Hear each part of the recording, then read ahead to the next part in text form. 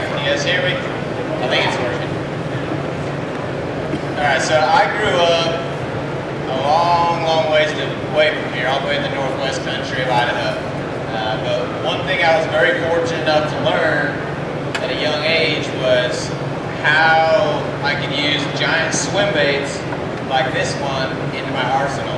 And I know there's a lot of you guys looking out there like, how in the world is he ever going to catch a bass on that thing? But I'm going to tell you, it works.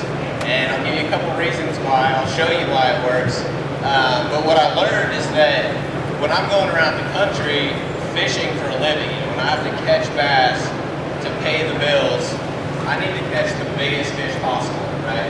So one way to do that is throw bigger baits. But the really cool thing about throwing giant swim baits is that when I'm practicing, these big swim baits like this have what I like to call draw power. And what that means is that I can throw this bait out there and you may have a 6 or 7 or 8 pound fish that won't pay attention to any other type of bait. But when you throw a swim bait out there, they're so curious that they will actually follow this bait and they'll show themselves. So anytime you have somewhat clear water, I like to have at least 2.5, 3 foot of visibility to throw big swim baits because it's a visual bait. These fish need to be able to see it. Even though they're big, they displace a lot of water, but there's not a lot of vibration in them. There's lots of different types of swim baits. I've got a lot of different types in this box that I can show you guys afterwards. Ones that have bills on the front of them that create a lot more weight and a lot more vibration to help in dirtier situations.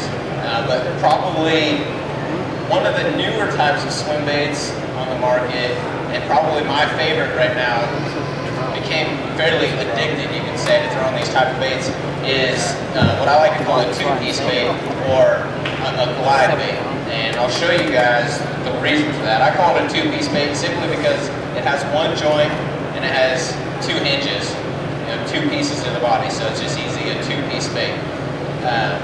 But you can see that the size of this bait is very similar to a lot of the size of the fish in this tank.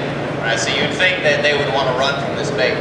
But these fish are so curious that when you throw this bait out there, and I'll let it sink down a little ways, and you can see as I don't even have to do anything with the rod, and that bait moves back and forth. But can you see how it draws every single fish in the tank to this bait?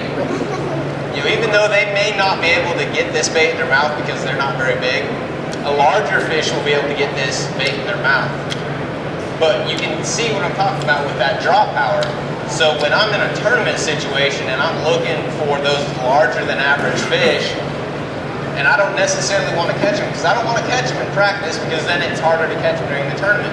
But I can get them to show themselves. I can throw this next to a log. Here comes an 8-pounder. I reel it in real quick and get it away from him, and I just hit a waypoint. And I say, all right, day 1, you're mine. I can come back and I'll throw my swim bait in there. He may not eat the swim bait when I throw it in there, but I know that that fish is living there. A lot of those fish are resident fish, and they may only be living there for 3 days, 4 days, maybe a week, but I only need to catch that fish once.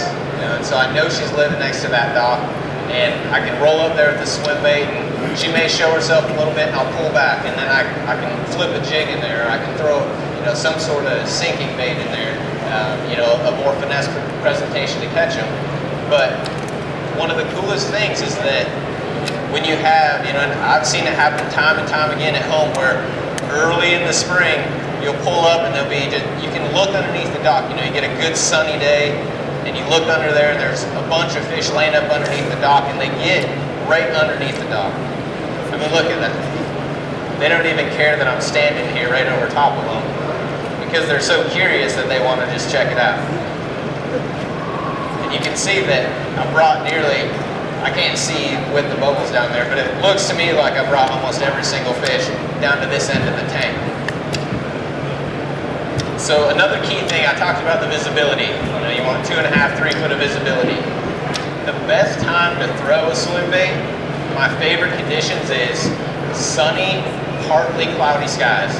You get those days where it's partly cloudy and it breaks up the glare on the water, but that wind that comes with those type of clouds is actually going to help you. It helps break up that water. So when you're in those clear, clear reservoirs and things like that. And I've caught them in places where I can see the bottom at 20 foot of water.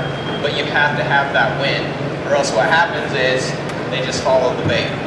You know, it's a feast or famine type of deal, because you'll see a lot of fish that you won't see with any other bait, but they'll also break your heart because they'll follow it all the way to the boat, and they'll almost run into the trolling motor, but they won't eat it.